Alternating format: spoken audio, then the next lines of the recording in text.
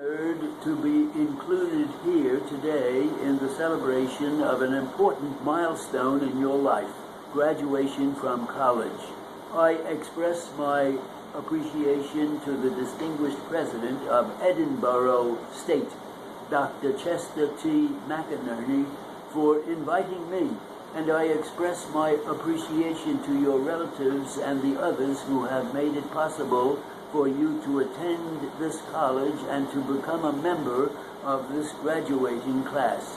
Tomorrow you enter a new environment, an environment which may or may not heed your earned degree.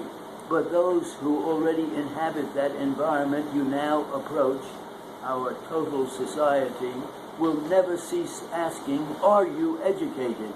Sometimes the question will be asked in a kindly way, sometimes subtly, and sometimes not so subtly.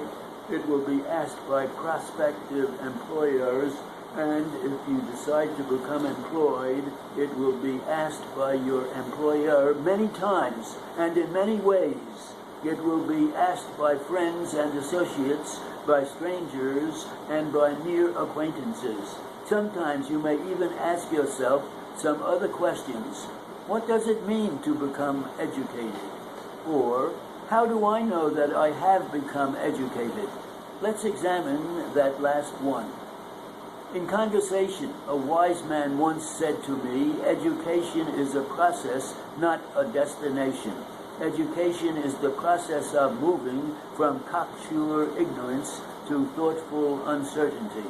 I hope I don't display too much cocksure ignorance as I proceed to help you answer the question, how do you know that you have become educated?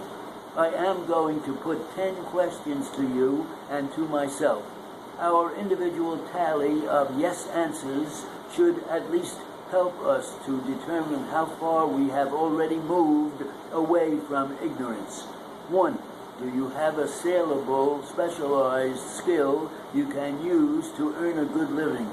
I think it is safe to say that a feeling of worth and dignity is most often attained through one's work. The self-respect and self-confidence so important to all of us are usually byproducts of career choice, disciplined preparation, and the acceptance of responsibility in society that needs and wants our skills. Although a saleable skill will not guarantee a meaningful life, it is pretty important in the attainment of self-respect, self-confidence, and independence.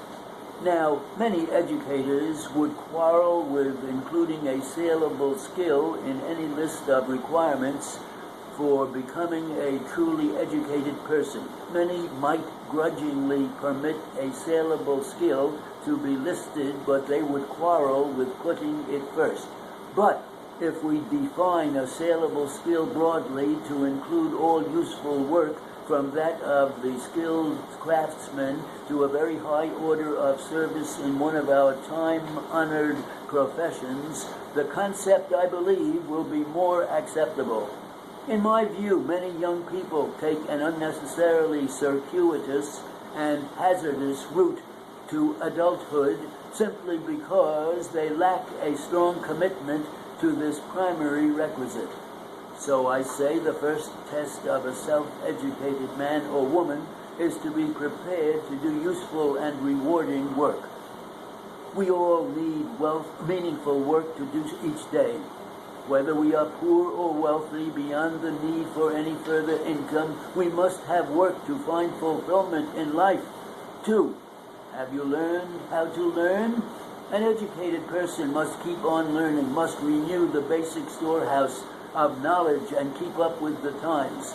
An educated person must be able to gain some knowledge from reading and from life experiences and apply that knowledge to problem solving. A person must be able to think critically about what he has read, experienced, and learned. An educated person must be able to read directions and to teach himself or herself. I have known people with a doctoral degree who could not read the directions for assembling a tricycle.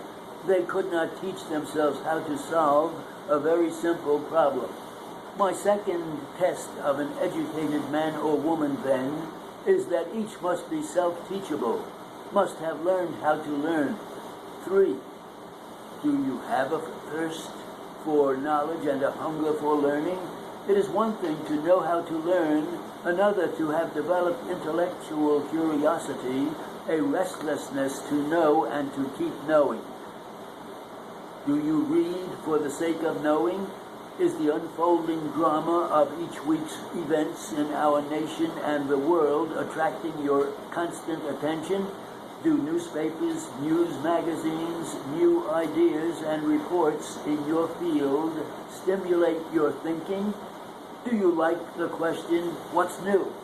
As I see it, no one can truly be educated in the full sense without a quest to know, a driving curiosity. So my third test of an educated man or woman is that each must develop an insatiable thirst for knowledge and a hunger for learning. This comes from the discipline of learning itself, the satiety of learning.